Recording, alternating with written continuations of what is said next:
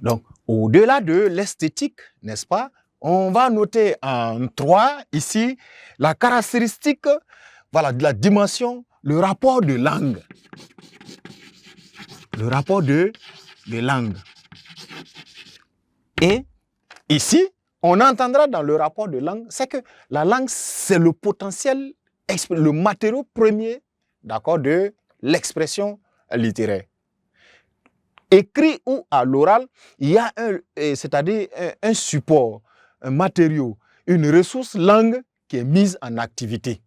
Donc, on va pour cela peut-être informer juste en une phrase que c'est, voilà, son potentiel, c'est son potentiel, voilà, esthétique et expressif. Son potentiel esthétique, comme ça, voilà, esthétique, et on va le dire expressif. Alors, ce qu'il faut comprendre ici, qu'est-ce qui fait la différence entre les tests que vous étudiez en contraction, en résumé, et ceux que vous étudiez en commentaire composé par rapport aux énoncés qu'on étudie lorsqu'on est en dissertation. Vous allez vous rendre compte que c'est le même français utilisé, c'est la même langue utilisée, mais vous allez vous rendre compte que l'aspect esthétique dans l'expression prédomine dans le cas d'un texte littéraire.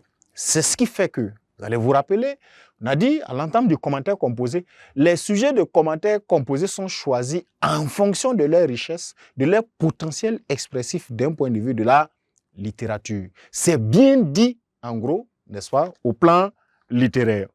Et ce sont, vous l'aurez compris, les mots, voilà, les mots, elle use, la littérature là, des mots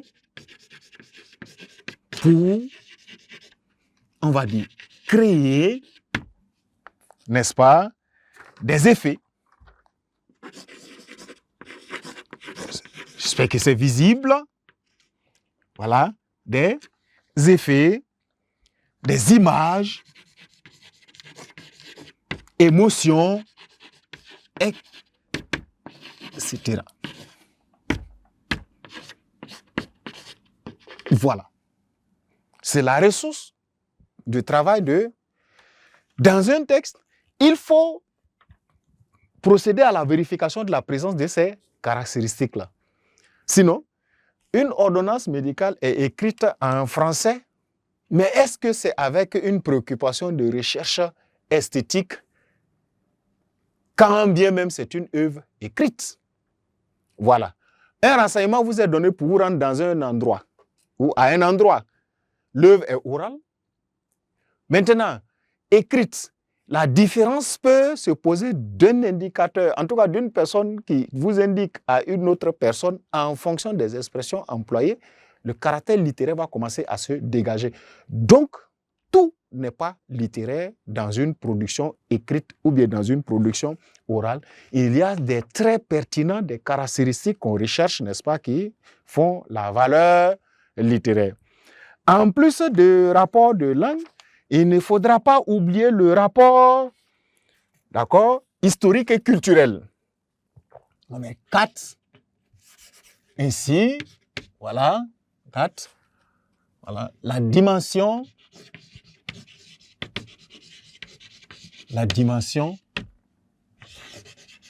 historique, on va les associer pour ne pas les détacher gratuitement. Historique, voilà, culturel. Alors, dans ces deux facteurs, vous allez vous rendre compte que la littérature n'est pas ce qui tombe sans effet ou ce qui tombe de nulle part.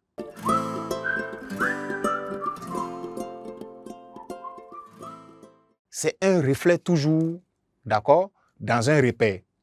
C'est un miroir de quelque part. C'est un miroir de quelque chose. D'accord? Si on peut le dire ainsi. C'est pourquoi vous allez vous rendre compte que, voilà, c'est, on va le dire ainsi, le reflet, d'accord, d'une époque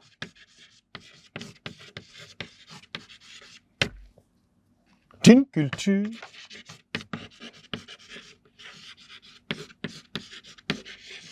et même civilisation.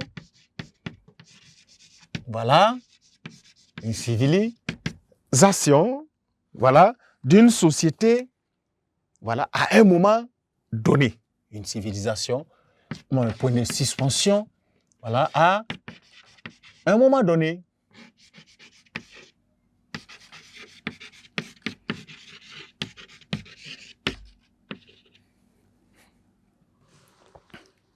Cela dit, la dernière caractéristique, alors, qui vous permet, ou en tout cas le dernier élément caractéristique qu'on vise dans une œuvre littéraire, ou en tout cas qu'on cherche dans une œuvre littéraire, va dans l'aspect, au fait, de la considération de la littérature comme un art.